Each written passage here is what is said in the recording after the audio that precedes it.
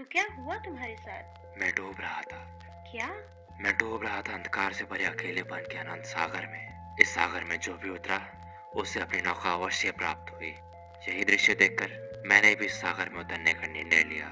मैंने यह विश्वास साथ लेकर छलांग लगाई कि मेरी भी नौका इस अथाह सागर में कहीं परीक्षा कर रही होगी और उसे पाकर मैं भी अपनी यात्रा का आरंभ कर सकूंगा। मैंने तैरना शुरू किया। मैं तैरता रहा और तैरता रहा।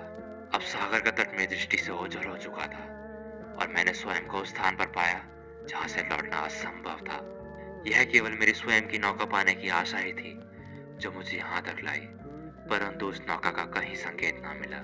मेरी श्वास उखड़ने लगी। मैं हार मानने लगा और सागर की गहराई मुझे अपने भीतर खींचने लगी। लेकिन तभी मुझे दूर एक नौका की झलक दिखाई पड़ी।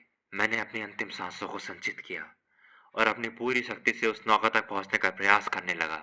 मेरे भीतर हर्ष की उमंग दौड़ पड़ी और मेरे मन ने तो यह निश्चित भी कर लिया था कि यह नौका मेरी ही थी।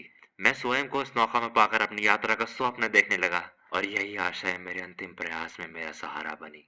अंततः मैं जीवित अपनी नौका तक पहुंच ही गया, परंतु अपनी नौका के निकट आने पर मुझे आभास हुआ कि यह नौका मेरी नहीं थी। संभवतः मेरे लिए कोई नौका बनी ही नहीं थी। अब मेरे पास कुछ शेष ना बचा था।